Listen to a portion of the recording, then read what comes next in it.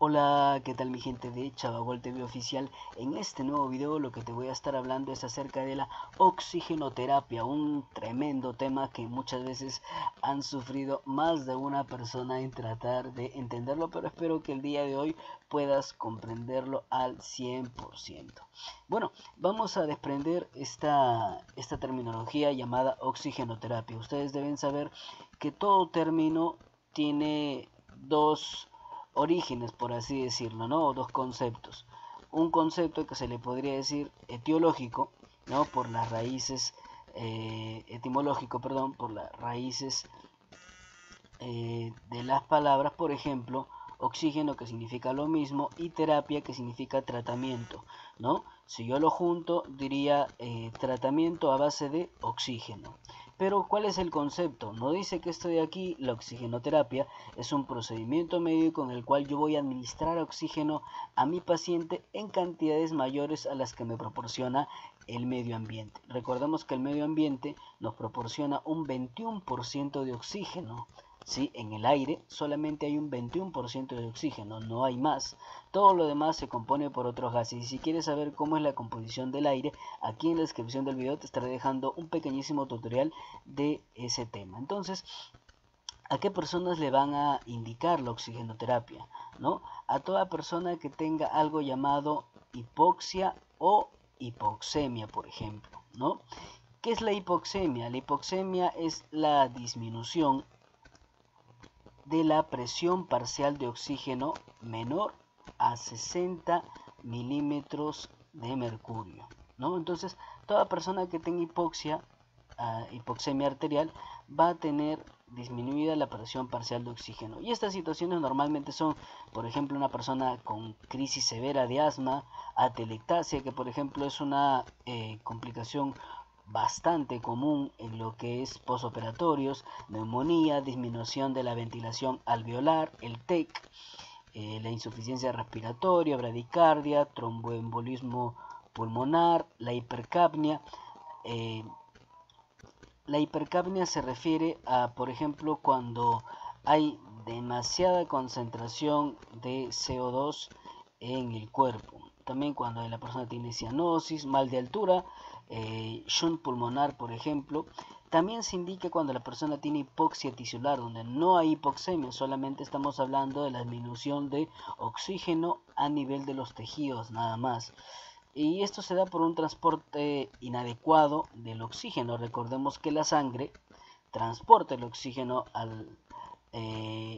todo el cuerpo, ¿no? En este caso, por ejemplo, cuando alguien tiene anemia, la persona tiene sueño, ¿por qué? Porque no está totalmente oxigenada, no está adecuadamente oxigenada. Intoxicaciones por cianuro o por CO2, por ejemplo, hipotensión, etcétera. Y las situaciones especiales como por ejemplo que haya un infarto de miocardio, un fallo cardíaco, coma, insuficiencia cardíaca o shock hipovolémico. Recordemos que el shock es una situación potencialmente mortal debido a un bajo riego sanguíneo, en este caso producto de que están disminuyendo el volumen de algún líquido, ¿no? De algún líquido, en este caso volemia, está hablando de sangre. ¿Cuál es el objetivo de la oxigenoterapia? El objetivo es aportar suficiente oxígeno a los tejidos, tratar la hipoxemia y sobre todo disminuir el trabajo respiratorio y el trabajo del miocardio, por ejemplo. La dosis, esto se va a brindar en una dosis que se le denomina litros por minuto, ¿sí? La administración es en litros por minuto. ¿Cuáles son las contraindicaciones, no? En todo paciente que presente confusión, letargo, diaforesis, palidez, taquipnia, hipertensión y de repente también en pacientes que tienen una prolongada administración de oxígeno. En ese caso recordemos que si es excesivamente prolongado y no está resultando, evidentemente lo que se tendrá que hacer es recurrir a algo que es el siguiente paso, la ventilación mecánica. Recordemos que en este caso, hablando ya de la administración, el oxígeno va a ser un medicamento, es considerado como un medicamento y por ello se tiene que tener en cuenta 5 principios, que tiene que ser dosificado, tiene que tener una dosis, tiene que estar continuado. Continuado significa que es continuo la administración de este, controlado, tiene alguien que estar controlándolo. No puede tener una dosis, un tiempo inexistente. Tiene que tener todo eso parametrado. Humidificado. Recordemos que el oxígeno, en un balón de oxígeno, por ejemplo, el oxígeno viene seco, ¿no? Y nosotros, ¿qué tenemos que hacer? Humedecerlo. Vamos a humedecerlo ¿con qué? Con el humidificador. Y temperado, porque la temperatura que viene, por ejemplo, no podría ingresar así. Pues tiene que ser temperado. Toxicidad. ¿Cuál es la toxicidad, por ejemplo, de administrar oxígeno? Es cuando, por ejemplo, se quiere dar, por alguna razón, dosis más altas de las que posiblemente se pueden dar. Ejemplo, cuando alguien quiere acceder más del 60% de oxígeno en 24 horas. Recordemos que más del 60%, ¿sí?, solo se puede dar por ventilación mecánica. ¿Sí? No se puede dar más del 60% y eso solo se tiene que hacer con ventilación mecánica. Algunas de las repercusiones van a ser tos, malestar general, náuseas y vómitos, taquipnia, que estamos hablando aquí de respiración rápida, alteración de la conciencia, depresión de la ventilación alveolar, paro respiratorio, edema intersticial, fibrosis pulmonar, fibroplasia retrolenticular o retinopatía. Esto lo estamos hablando básicamente de en niños prematuros que necesiten por ahí oxigenoterapia, y esto es lo que les puede causar. Disminución de la concentración de hemoglobina también.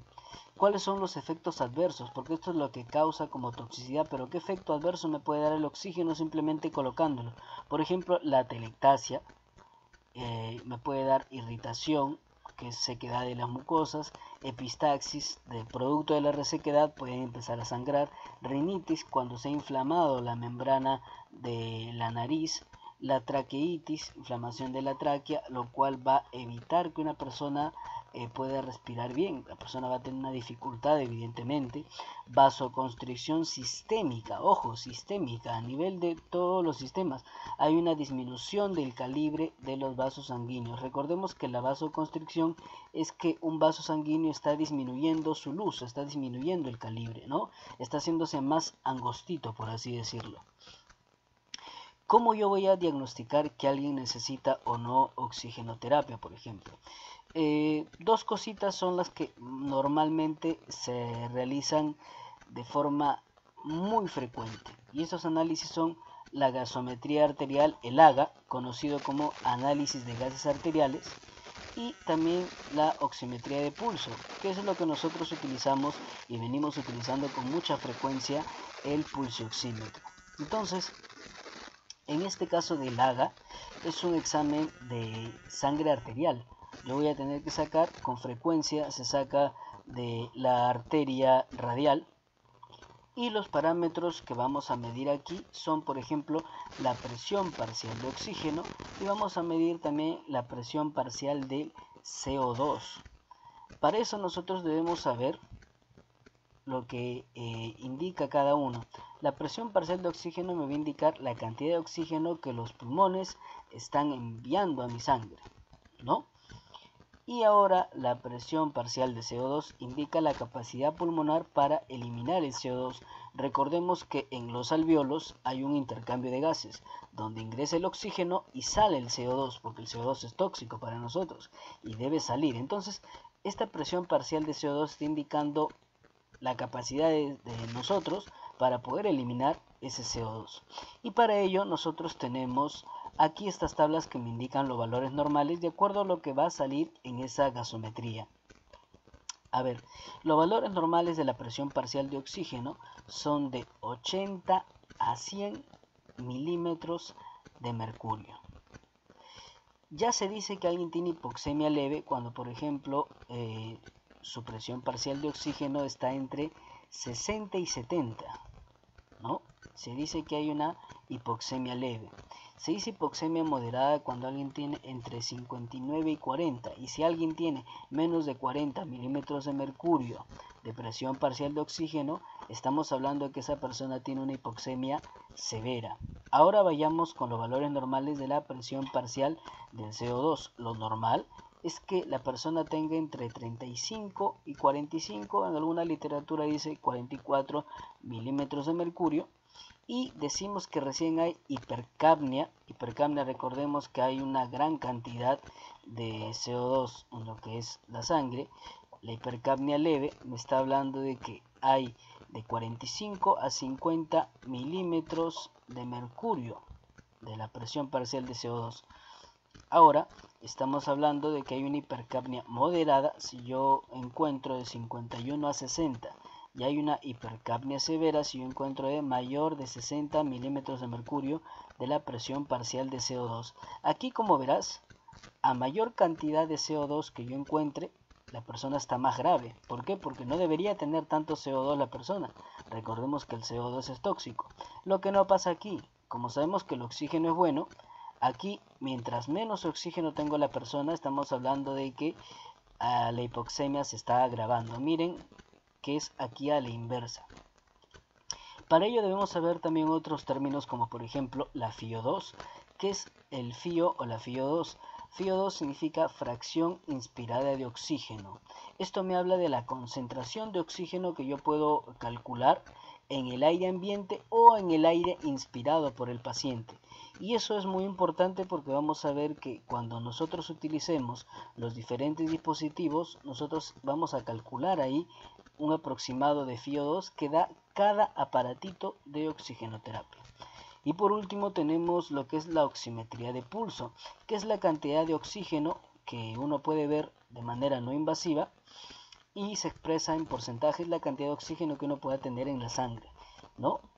Y esto se determina mediante un aparatito llamado pulsioxímetro, el cual nos va a medir la saturación de oxígeno. El término correcto es decir pulsioxímetro. Hay mucha gente que dice solamente oxímetro. Por eso es que también esto se denomina oximetría de pulso, porque estamos hablando aquí que el aparatito me va a medir tanto la saturación como el pulso, que es muy importante y relevante aquí. Entonces por eso es que el aparatito correctamente se denomina pulsioxímetro, más que decir oxímetro solamente. ¿Cuáles son los valores normales aquí? El valor normal es que mi saturación de oxígeno esté entre 95 a más. Puede estar 96, 97, 98, 99. Algunos pulsioxímetros te muestran 100, algunos no, te muestran como tope máximo el 99 y eso quiere decir que estamos ok. Cuando yo tengo menos de 95, ahí empieza recién la preocupación. Yo hablo que alguien tiene hipoxia leve cuando alguien tiene entre 91 y 94% de saturación de oxígeno. Si alguien tuviera entre 86 y 90, estamos hablando de que esa persona tiene hipoxia moderada. Y se dice que si alguien tiene menos de 86%, estamos hablando de una hipoxia severa.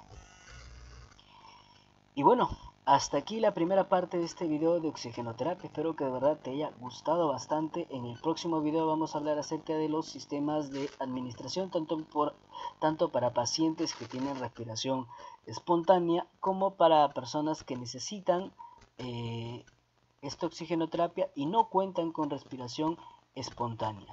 Si el video ha sido de tu agrado, ya sabes, regálame un enorme like y suscríbete a mi canal. Cuídense mucho, que Dios me los bendiga.